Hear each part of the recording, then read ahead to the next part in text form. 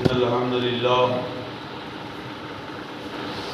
نحمده ونستعينه ونستغفره ونؤمن به ونتوكل عليه ونعوذ بالله من شرور أنفسنا ومن سيئات أعمالنا من يهده الله فلا مضل له ومن يضلل فلا هادي له وأشهد أن لا إله إلا الله وحده لا شريك له وأشهد أن محمدا عبده ورسوله أما بعد فإن خير الحديث كتاب الله وخير الهدي هدي محمد صلى الله عليه وسلم وشر الأمور محدثاتها وكل محدثة بدعة وكل بدعة ضلالة وكل ضلالة في النار وأعوذ بالله السميع العليم من الشيطان الرجيم من همزه ونفخه ونفثه بسم الله الرحمن الرحيم كذبت قبلهم قوم نوح وأصحاب الرس وثمود وعاد وفرعون وإخوان لوط وأصحاب الأيكة وقوم تبع كل كذب الرسل وحق وعيد أفعينا بالخلق الأول بل هم في لبس من خلق جديد قال الله تعالى في كلامه المجيد والفرقان الحميد في موضع آخر بسم الله الرحمن الرحيم ألهاكم التكاثر حتى زرتم المقابر كلا سوف تعلمون ثم كلا سوف تعلمون كلا لو تعلمون علم اليقين لترون الجحيم ثم لترونها عين اليقين ثم لتسألن يومئذ عن النعيم رب اشرح لي صدري ويسر لي أمري واحلل عقدة من لساني يفقهوا قولي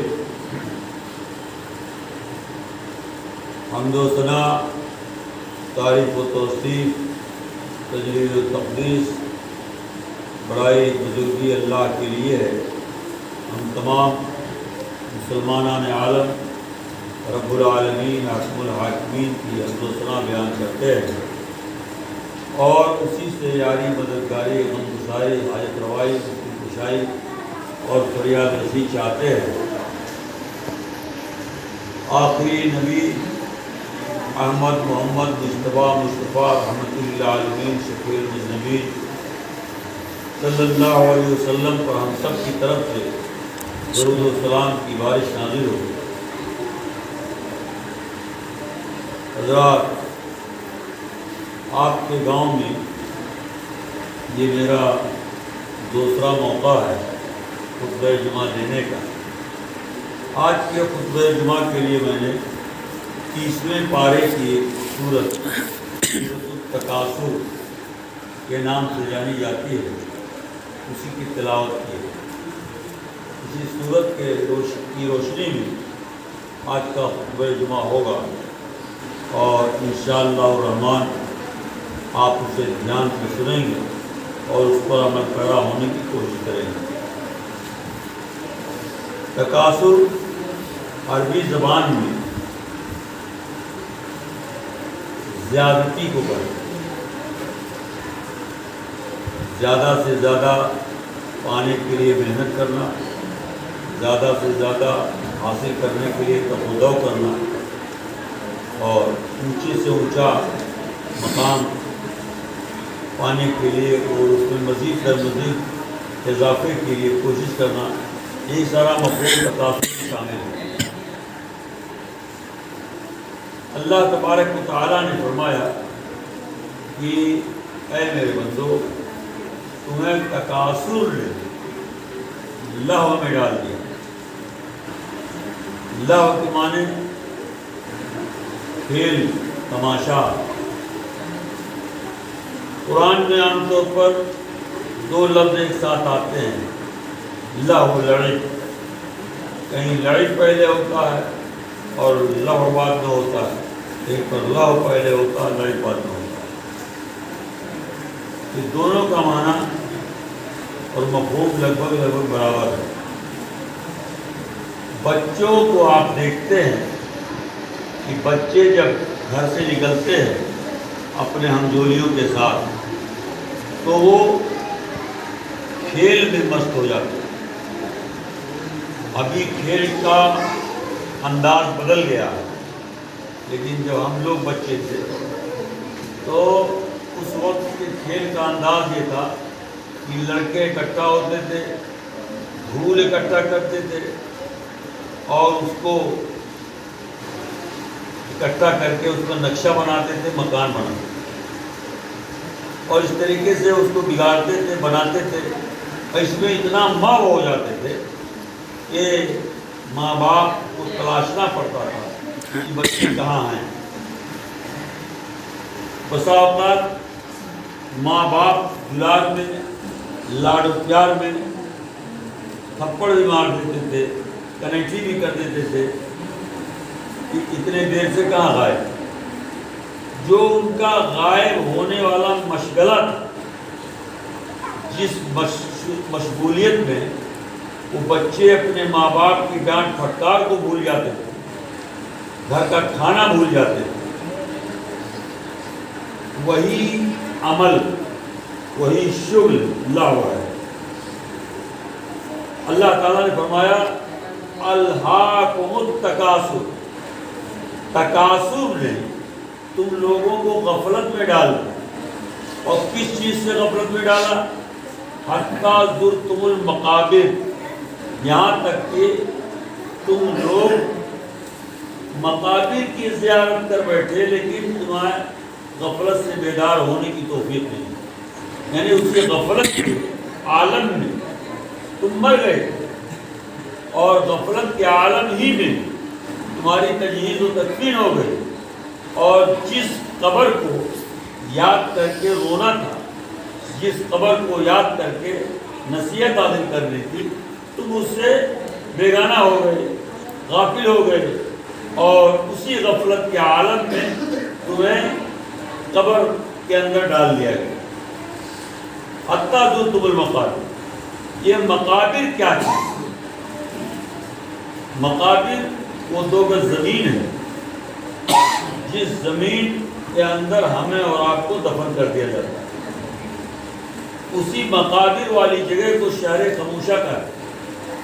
خموشہ کے معنی آپ جانتے ہیں، خاموشی، جہاں پر کوئی آواز نہ سنائی دے۔ اس جگہ کو یعنی قبرستان کو شہر خموشہ اس لیے کہا جاتا ہے کہ وہاں کسی کی آواز نہیں آتی۔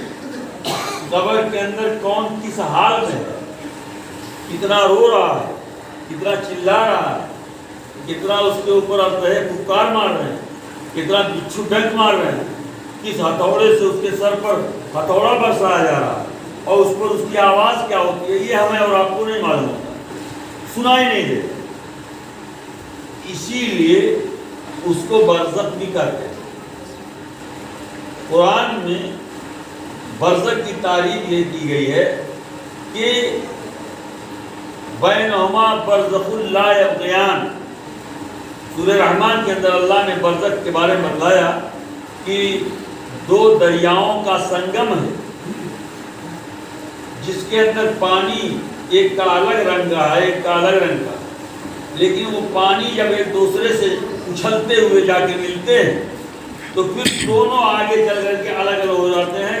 ان میں برزخ ہوتا ہے جو ملنے نہیں دیتا، ایک لطیف غیر محسوس پردہ ہوتا ہے جو ملنے نہیں دیتا دونوں پانی کے رنگ کو ایک ساتھ۔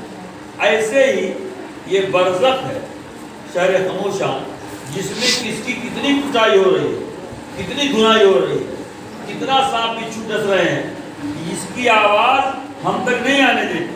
یہ برزخ کی خوبی ہے، اور اس میں کیا ہو رہا ہے نظر نہیں آتا۔ ایک پردہ حائل ہے ہمارے درمیان اور اس عالم کے درمیان جسے برزخ کہتے ہیں، تو اسی کا نام میرے دوستوں قبر ہے۔ دراصل انسان کی زندگی جو ہوتی ہے وہ 3-4 دنیا سے ہو کے گزرتی ہے۔ ایک عالم ارواح، جہاں آدمی پیدا ہونے سے پہلے رہتا، روحوں کی عالم ارواح، پھر وہاں سے وہ عالم فانی میں آتا، اس کا ایک سفر مکمل ہوا، ایک دنیا طے کیا اس نے، پھر اس عالم فانی میں جو عمر آپ کو ملتی ہے 50 60 سال 70 سال 80 90 سال 100 سال جو بھی ملتی ہے، کسی کو 500 سال کسی کو 1000 سال، تو یہ عالم فانی ہے۔ اس عالم فانی سے بھی ہمیں کچھ کرنا ہے، اور عالم فانی سے ہم کو عالم برزخ میں جانا ہے۔ یہ تیسری دنیا عالم برزخ کی، اور چوتھی دنیا جو ہے عالم جاودانی یا عالم آخرت، یا اسی کو عقبہ کہتے ہیں، جو بھی نام دے لیا جائے، وہ چوتھی دنیا ہے جو ہمیشہ کے لیے، جس کے اندر آدمی بڈھا نہیں ہوگا، موت نہیں آئے گی، بیمار نہیں پڑے گا، جس کے اندر آدمی کی جو زندگی ملے گی وہ ہمیشہ کے لیے رہے گی۔ اگر انسان کو وہ زندگی ملی جو قرآن و حدیث کی روشنی میں بشارت والی زندگی ہے، تو پھر اس کا کیا کہنا؟ وہ دنیا کا سب سے دھنی آدمی ہے، دنیا کا سب سے مالدار آدمی ہے۔ اور اگر اس عالم جاودانی میں ہمیں اور آپ کو تکلیف والی زندگی ملی، تخویف والی زندگی ملی، تو پھر ہم سے بدتر اور ہم سے غریب، ہم سے محتاج، ہم سے بے کس، ہم سے بے بس انسان دنیا میں کوئی نہیں ہے، یہ آپ اچھی طرح سے جان لیجئے۔ آج ہم آپ کو اسی عالم برزخ کے بارے میں، اسی تیسری دنیا کے بارے میں چند باتیں بتانا چاہتے ہیں۔ جب ہم اور آپ موت کا سامنا کرتے ہیں تو آپ کو معلوم ہے کہ مرنے والا آدمی کیا سوچتا ہے؟ کوئی بتا سکتا ہے کہ مرنے والا آدمی جس وقت ملک الموت آ جاتی ہے، جس وقت فرشتے اس کو گھیر لیتے ہیں اور اس کی روح قبض کرنے کا ٹائم آتا ہے، اس وقت وہ آدمی جو بیمار وہاں پڑا ہے، جس کی دوا کے لیے ہم پریشان ہیں، جس کے علاج کے لیے ہم بڑے بڑے اسپیشلسٹ کو، بڑے بڑے ڈاکٹروں کو بلانے کی کوشش کرتے ہیں، دکھانے کی کوشش کرتے ہیں، لیکن وہ کیا سوچ رہا ہوتا، یہ ایک سمجھنے کی چیز ہے۔ اور یہ چیز آپ کو قرآن کے علاوہ باقی دوسری دنیا کی کسی کتاب میں نہیں ملی، کہ جب آدمی ملک الموت کے شکنجے میں آنے لگتا ہے تو وہ سوچتا کیا ہے، کہتا کیا ہے؟ وہ کہتا ہے کہ اے اللہ، اپنے دل میں، زبان نہیں ساتھ دیتی، ہونٹ نہیں ہل رہے، بس دل کی آواز اس کی جو گونجتی ہے وہی اللہ تعالیٰ بتلا رہا ہے۔ ہمیں اور آپ کو قرآن کے ذریعہ متنبہ کرتا ہے تاکہ امت محمدیہ کے لوگ ان آیتوں کو پڑھ کر، ان آیتوں کی تفسیر اور توضیح سن کر اپنے آپ کو اس بے بسی بے کسی سے بچا لے جائیں۔ وہ کیا کہتا ہے؟ لولا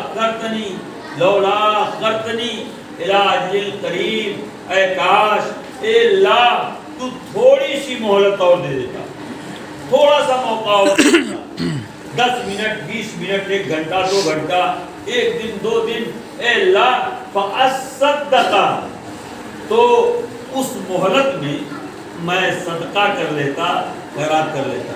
یہ نہیں کہتا ہے کہ میں نماز پڑھ لیتا، میں روزہ رکھ لیتا، یہ نہیں کہتا کہ میں حج کر لیتا، میں عمرہ کر لیتا، بلکہ وہ یہ سوچتا ہے، اللہ تعالیٰ نے فرمایا وہ دل ہی دل میں کہتا ہے کہ اللہ اگر تو تھوڑی زندگی دے دیتا تو میں یہ کام کر لیتا۔ معلوم یہ ہوا کہ ہماری زندگی میں صدقہ اور خیرات یہ ایک ایسا عمل ہے جو مرنے کے وقت، خصوصی طور پر اس وقت جب ملک الموت روح کو کھینچ رہی ہوتی ہے، کام آنے والی۔ اس کا یہ مطلب نہیں کہ باقی نماز روزہ کوئی چیز نہیں ہے، وہ اپنی جگہ پر اس کی اہمیت ہے، اس کا حساب کتاب اپنی جگہ پر ہے، لیکن صدقہ و خیرات کی اہمیت ہے کہ مرنے والے کی زندگی سہولت کے ساتھ وہ آخرت کا سفر طے کر لے گا اسی صدقے کی۔ صدقے کے بارے میں نبی کریم صلی اللہ علیہ وسلم نے فرمایا کہ اپنے آپ کو جہنم کے عذاب سے بچاؤ صدقے کے ذریعہ، چاہے ایک کھجور کا ٹکڑا ہی کیوں نہ ہو۔ معلوم یہ ہوا کہ صدقہ ایک ایسی قیمتی چیز ہے کہ جو دوا آپ کو مرنے کے وقت ہزاروں روپے کے انجیکشن سے فائدہ نہیں پہنچ سکتا، لاکھوں کروڑوں روپے کے انجیکشن سے فائدہ نہیں پہنچ سکتا، وہ ایک معمولی چیز جسے آپ سمجھتے ہیں صدقہ، وہ چیز آپ کو مرنے کے عین وقت اس کی اہمیت محسوس ہوگی۔ اس لیے آج کے خطبے میں ہمیں آپ کو ایک نیک مشورہ ہے، وہ یہ ہے کہ صدقہ بلاؤں کو ٹالتی ہے، صدقہ عذاب جہنم سے نجات کا سبب بنتی ہے اور عذاب سے تخفیف کا باعث بنتی ہے۔ اس لیے آپ دنیاوی عذاب سے بچنے کے لیے، اخروی عذاب سے بچنے کے لیے ایک معمول بنائیے اپنی زندگی میں کہ جب کبھی باہر نکلیے گھر سے، یہیں یہ کون سا پتھرا یا رڈولی یا بانسی یا نوگڑھ کہیں بھی نکلو ڈمریا گنج کی طرف، تو آپ 10-20 روپیہ صدقہ کر دیں گے۔ کوئی بھی غریب آپ کے بغل میں ہے، آپ کے پڑوس میں ہے، آپ اس کو 100 50 10 20 حیثیت کے مطابق صدقہ سمجھ کر کے دے کے جاؤ، انشاءاللہ الرحمن راستوں کی بلا سے محفوظ رہو۔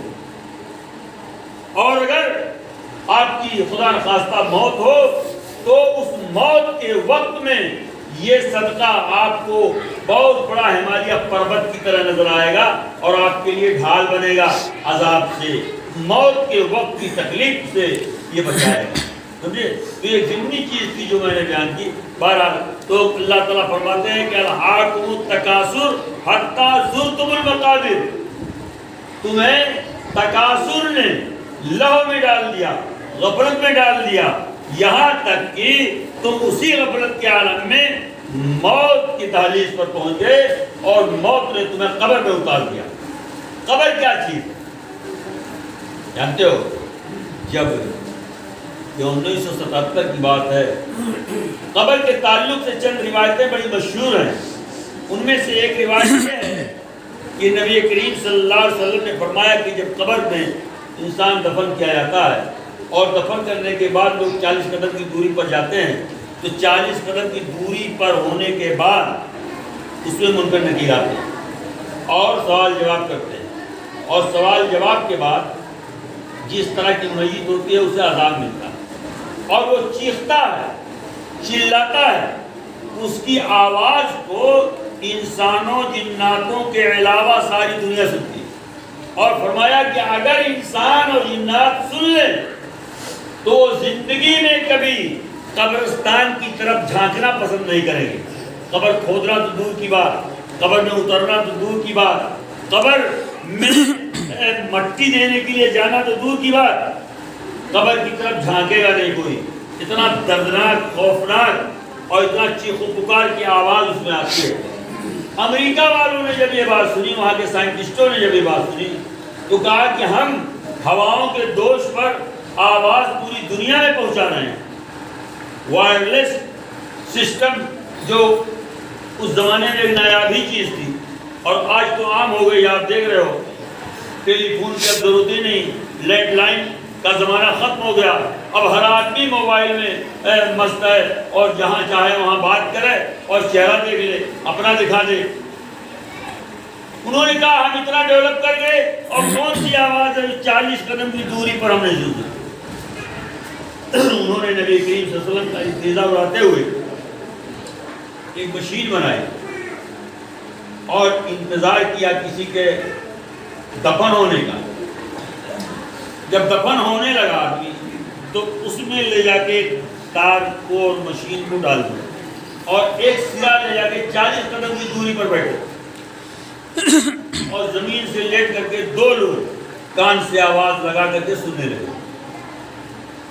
وہ کان سے مشین لگا کر کے لیٹے لیٹے سن رہے ہیں اور سینکڑوں لوگ ان کا یہ تماشا دیکھ رہے ہیں۔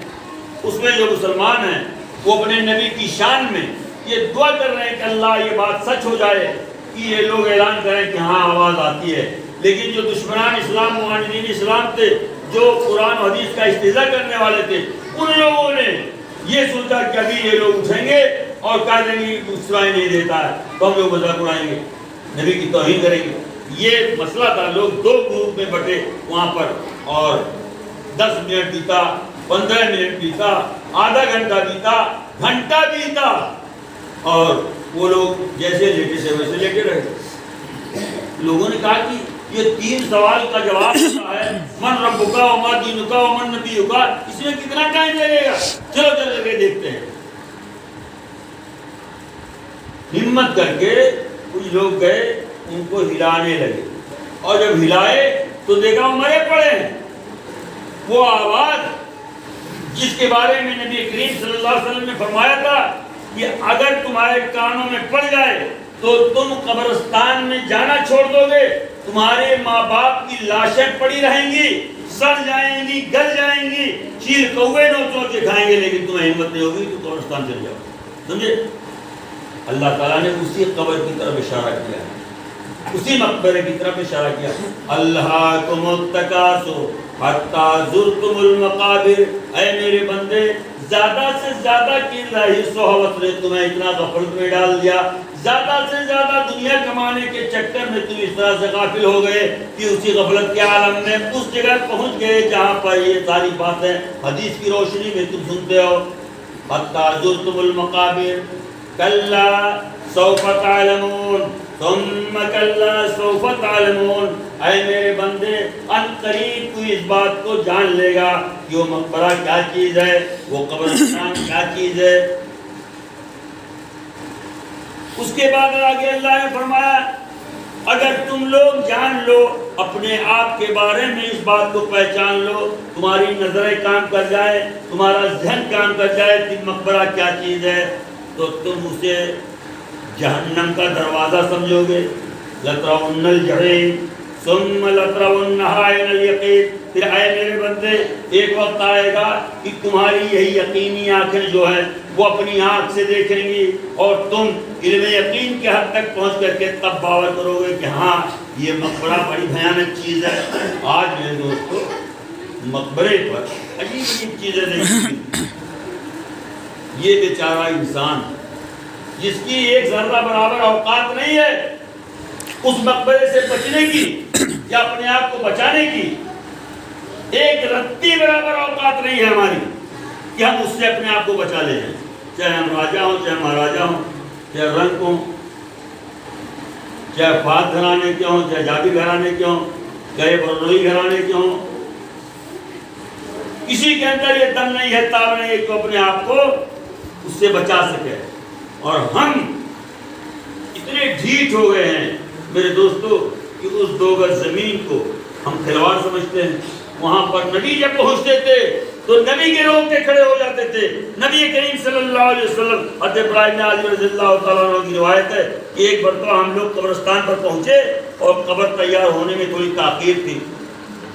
اللہ کے رسول صلی اللہ علیہ وسلم بیٹھ گئے، سر جھکا لیے، آپ کے ہاتھ میں ایک تنکا تھا، اس سے زمین کھود رہے تھے، اور کھودتے کھودتے ایک بار کی سر اٹھایا اور کہا اے لوگو سنو، ہوشیار ہو جاؤ، ابھی ابھی جو تم اپنے بھائی کو یہاں دفن کرو گے تو کیا ہونے والا ہے، اگر تم سن لو گے تو تمہارے ہوش اڑ جائیں گے۔ اللہ کے رسول نے بتلایا کہ فرشتے آئیں گے، اسی طریقے سے سوال کریں گے، اور اس کے بعد اگر جواب دے لے گا تو اس کا کیا ہوگا، نہیں دے پایا تب اس کا کیا ہوگا۔ اللہ کے رسول صلی اللہ علیہ وسلم نے جب یہ بیان کیا تو سارے کے سارے صحابہ کرام سن ہو گئے اور سب کے سر جھک گئے، اور راوی کہتا ہے اتنی خاموشی طاری ہوئی، اتنی خاموشی طاری ہوئی کہ جیسے سب کے سروں پر پرندے بیٹھ گئے، یا عربی کا محاورہ ہے سروں پر پرندہ بیٹھ گئے، اس محفل کے لیے، اس مجلس کے لیے جہاں پر سکوت طاری ہو، خاموشی طاری ہو۔ آج کل کا مسلمان جب جاتا ہے تو اتفاق سے صالح بہنوئی کی ملاقات ہو گئی تو یہ مذاق شروع ہو جاتا ہے، صالح بہنوئی کی ملاقات میں مذاق شروع ہو جاتا ہے، بزنس مین پہنچتا ہے، بزنس والے سے ملاقات ہو گئی تو بھاؤ تاؤ طے کرنے لگتا ہے، ریٹ معلوم کرنے لگتا ہے. اور اسی طریقے سے دنیاوی بہت سارے امور ہیں، معاملات ہیں جو وہیں پر جا کر کے لوگ پورا کرنے کی کوشش کرتے ہیں، ہنستے ہیں، ٹھٹھا مارتے ہیں. اور ایسے لوگ یقینی طور پر لہو میں مبتلا ہیں. الہاکم التکاثر، تمہیں لہو میں ڈال دیا، غفلت میں ڈال دیا. تکاثر نے، تکاثر بہت بری بلا ہے، جانتے ہو؟ تکاثر کے بارے میں آپ لوگوں کو ایک بات بتا ہے. قرآن میں ایک سورت ہے سورہ قاف. سورہ قاف میں ایک مکالمہ اللہ تعالیٰ کا جہنم سے. جب جب جہنم میں فوج در فوج، جھوک در جھوک جہنمی ڈالے جائیں گے تو اللہ تعالیٰ جہنم سے پوچھے گا، اے جہنم حل امتلأتے، ارے تیرا پیٹ بھرا کہ نہیں بھرا؟ تو جہنم کہے کہ حل من مزید، اے اللہ کیا کچھ اور باقی ہے، ابھی اور لاؤ. پھر اللہ تعالیٰ جہنمیوں کا ایک جتھا ڈالے گا، اور اللہ غفور رحیم ہے اس لیے وہ بار بار پوچھے گا کہ حل امتلأتے، ارے تیرا پیٹ بھرا کہ نہیں بھرا؟ تو کہے گی ابھی نہیں اللہ، تھوڑا اور چاہیے. اس طریقے سے سارے جہنمی جہنم رسید کر دیے جائیں گے، پھر بھی جہنم کا پیٹ نہیں بھرے گا. یہاں جو پیٹ نہیں بھرے گا اسی سے میں نے ایک مفہوم نکالا. انسانوں کو پرکھتے ہوئے، انسانوں کو جانچتے ہوئے، آپ دنیا میں کسی ایک آدمی کو بتلاؤ، آپ کے گاؤں ہی میں بہت سارے لوگ ہوں گے جو دلی میں ہوں گے، بمبئی میں ہوں گے، پتہ نہیں کہاں کہاں، سعودی میں ہوں گے. کسی ایک آدمی کو کھڑا کرے کوئی اتنی بڑی محفل میں جو یہ کہے کہ مجھے اب 1 روپیہ نہیں چاہیے، بہت مل گیا، بہت دے دیا اللہ نے، بہت بینک بیلنس ہو گیا.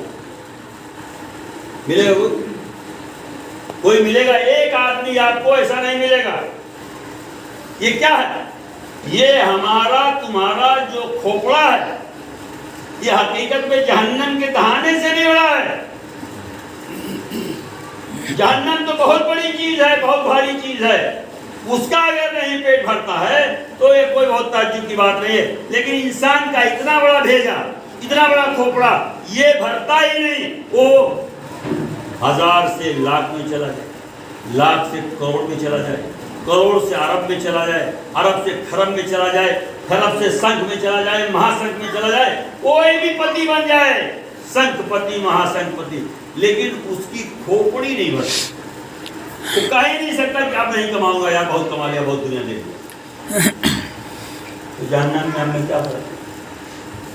جہنم بھی کہتی ہے کہ اور یہ انسان کی کھوپڑی بھی کہتی ہے. اور اسی مفہوم کی تائید میں نبی کریم صلی اللہ علیہ وسلم کی وہ حدیث آتی ہے جس میں اللہ کے رسول نے فرمایا کہ انسان کی کھوپڑی ایسی ہے کہ اگر اس کو ایک وادی بھر کر کے، وادی کا مطلب سمجھتے ہو؟ وادی کا مطلب جیسے تمہارا کھیت پڑا ہوا میدان، اس میں ایک رقبہ مان لو 10-20 ایکڑ 50 ایکڑ کا، اور سوچ لو خالی ہے، یہ اس میں کچھ بھی بونے کے لائق نہیں ہے، بیٹھانے کے لائق نہیں ہے، وہ وادی ہے. اللہ تعالیٰ کے رسول کہتے ہیں کہ اگر اللہ تعالیٰ اس انسان کو ایک وادی بھر کر کے سونا دے دے اور وہ سونا اس کی ملکیت بن جائے بلا شرکت غیر، اس کا یہ وادی بن جائے، تو پھر دوسرے دن کہے گا اللہ 1 کروڑ مل جائے تو بڑھیا. لا یملؤ فاہ الا بالتراب، اس کا منہ نہیں بھرے گا مگر صرف اور صرف مٹی سے. اور یہ مٹی کس کی طرف اشارہ ہے؟ الہاکم التکاثر حتی زرتم المقابر، تمہیں لہو میں ڈال دیا، غفلت میں ڈال دیا. کس چیز نے؟ تکاثر نے، زیادتی کی لالچ نے. دوستو زیادتی کی لالچ بہت بڑی بری بلا ہے. زیادتی کی تمنا بہت بڑی بلا ہے.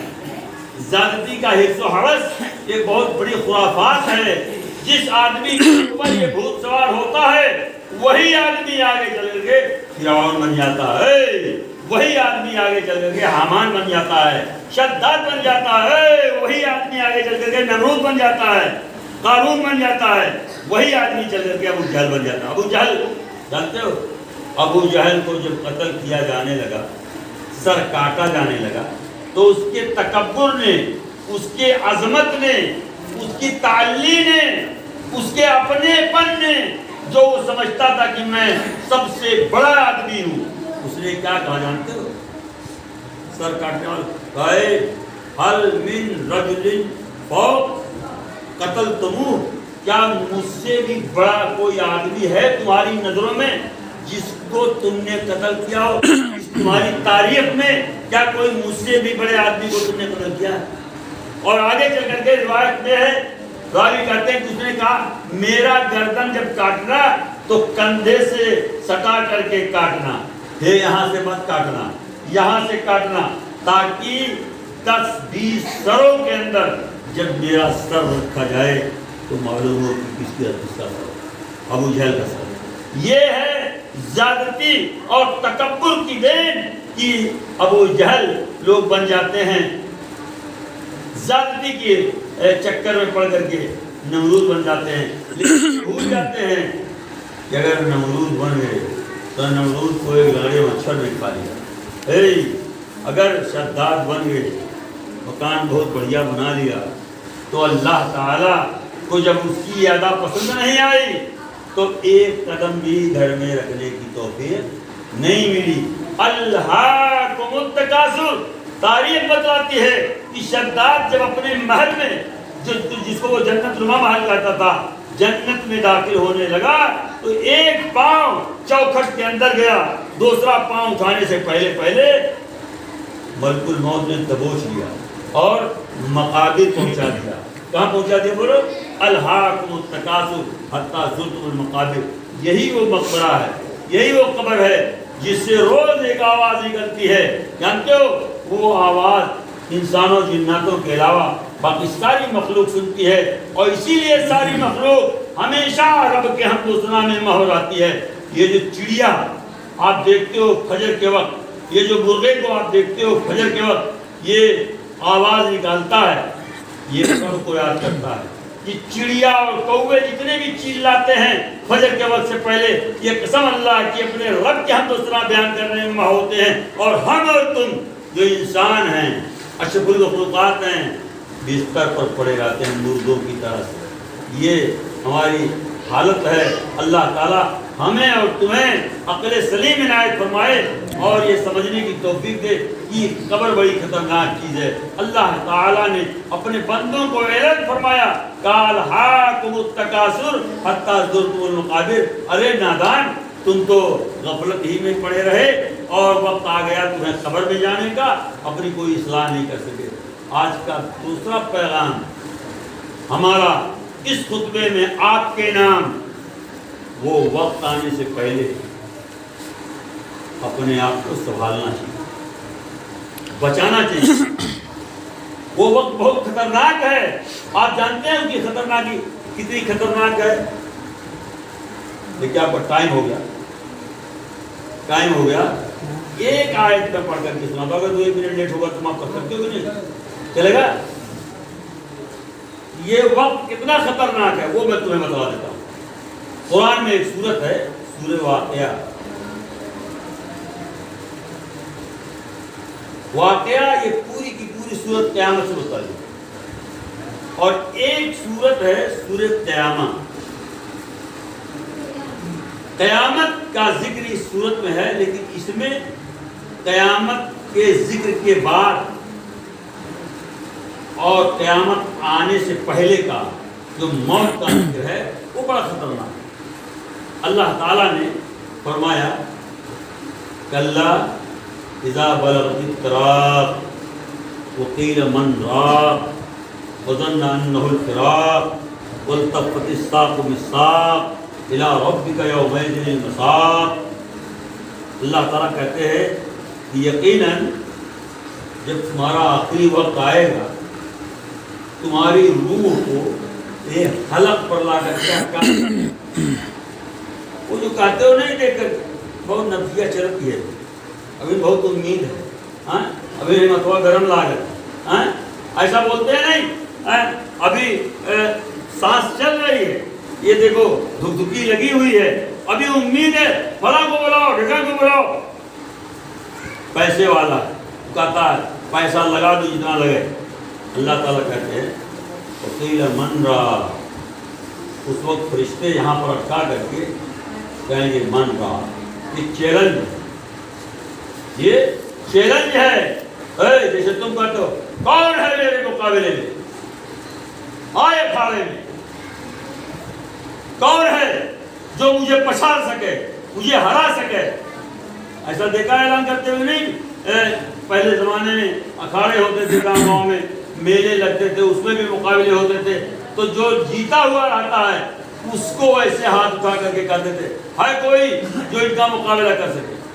आपके इलाके का यही एक गांव तिलौरी है, तिलौरी में एक सालाना मेला लगता था, वहां पर इस तरह का एक वाक़या पेश आया था। वो एक अलग लंबी तफसील है। मैं यहाँ मौत के अखाड़े की बात कर रहा हूँ। मौत का फरिश्ता कहता मन रहा, इसका तर्जुमा जानते हो क्या बनता है? जैसे आज कहता हो बुला ले जिसको बुलाना हो, बुला ले बड़े से बड़े एमपी को, एमएलए को, एमएलसी को, जिसको भी चाहे बुला ले, फोन कर ले। मैंने पकड़ लिया है, कोई पुलिस वाला हो ईमानदार, कोई एसओ हो ईमानदार, क्या जा जितनी ताकत हो तो लगा दे। हमने लिख दिया, डीजे पर चढ़ गया, एफआईआर कट गया, रजिस्टर पर दर्ज हो गया। अब जिसको बुलाना हो बुला ले इस दफे को काटने के लिए। बिल्कुल इसी तरह का हुक्म है। मन रहा, बुला ले बड़े से बड़ी ताकत को, बुला ले बड़े से बड़े डॉक्टर को, बुला ले बड़े से बड़े हकीम को, बुला ले बड़े से बड़े दुआ करने वाले को, झाड़ फूंक करने वाले को।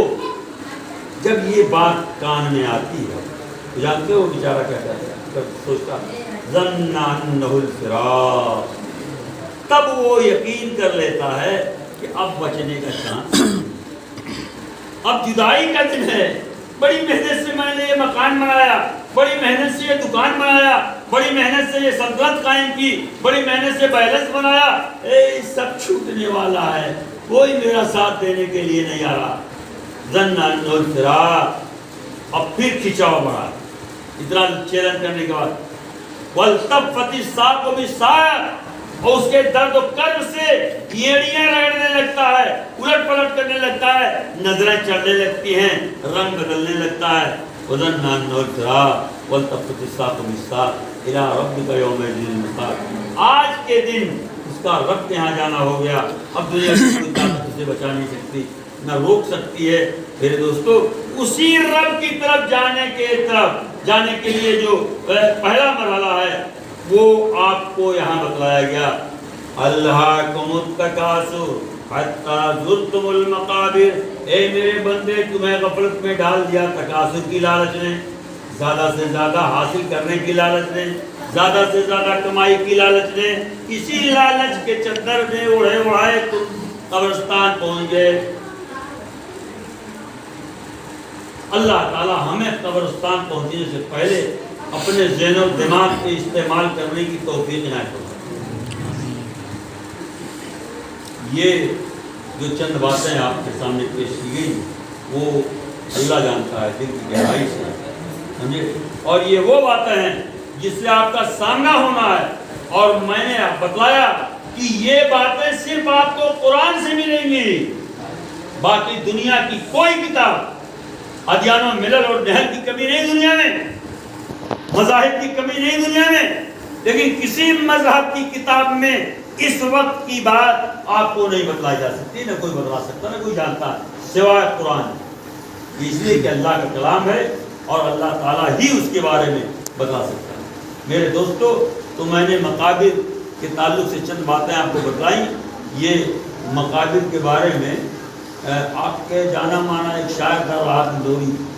लोग कहते हैं बहुत बड़ा कामयाब, बहुत बड़ा जानकार, लेकिन मैं कहता हूँ कि उसने कब्र के ताल्लुक से जो बात कही वो जाहिलाना की। उसको कतई तौर पर मालूम नहीं था कि कब्र की हकीकत में गहराई क्या। कहता है कि 2 गज ही सही पर ये मेरी मिल्कियत तो है। आप लोगों ने सुना होगा उसका, इसे 2 गज ही सही पर ये मेरी मिल्कियत तो है।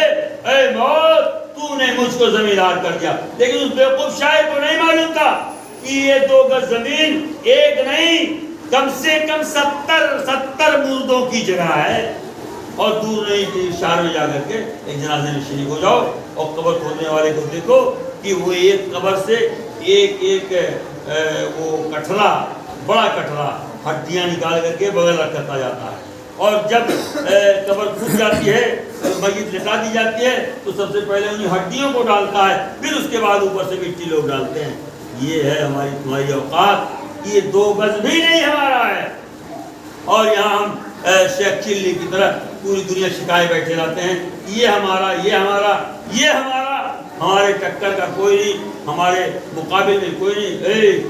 تمہارے مقابل میں تو ڈھیلا بھی بہت کار. بڑے سے بڑے آدمی کو دیکھو، جب اوپر والا ایک ٹھوکر لگاتا ہے تو منہ کے بل گرتا ہے اور چہرے کا جغرافیہ بھنگ ہو جاتا ہے. یہ ہماری تمہاری اوقات ہے، یہ ہماری تمہاری طاقت ہے، یہ ہماری تمہاری قوت ہے. اللہ تعالیٰ ہمیں اپنے آپ کو سمجھنے کی توفیق عنایت فرمائے، اپنی حیثیت کو جاننے پہچاننے کی توفیق عنایت فرمائے. اور رب العالمین ہمیں قبر کے حالات سے 2-4 ہونے سے بچائے. رب العالمین یہ جو قبر ہے تیرے نبی کی زبان سے، یہ زمین 2 گز زمین جہنم کا باب بھی ہے اور جہنم کی کھڑکی بھی ہے، جہنم کا دروازہ بھی ہے، جہنم کا لباس بھی ہے. اے اللہ تیرے ہی رسول کے فرمان کے مطابق یہ 2 گز زمین جنت کا ٹکڑا بھی ہے. یہ جو کفن ہے یہ جنت کا لباس بھی ہے. اے اللہ تیرے رسول کے فرمان کے مطابق یہ 2 گز زمین جنت کی کھڑکی بھی ہے، جنت کی ہوائیں ملنے والی جگہ ہے اور جنت کی روشنی بھی ہے. اللہ ہم تجھ سے دل کی گہرائی سے دعا کرتے ہیں رب العالمین کہ تو ہمارے لیے اسے 2 گز زمین کو جنت کا ایک ٹکڑا بنا دے، آمین. جنت کا دروازہ بنا دے، آمین. جنت کا نور اس میں پیدا کر دے. اور جس طرح جنت بے حد و حساب وسیع ہے، اے اللہ تو اس قبر کو بھی ہمارے لیے بہت وسیع بنا دے. اے اللہ تو اس کو روشنی والا گھر بنا دے. اے اللہ تو ہر چیز پر قادر ہے. ہم یقیناً گناہگار ہیں، خطا کار ہیں، سیاہ کار ہیں، لیکن کچھ بھی ہیں، کتنے بھی برے ہیں، لیکن رب العالمین ہم تیرے در کے بھکاری ہیں، تیرے در کے پجاری ہیں.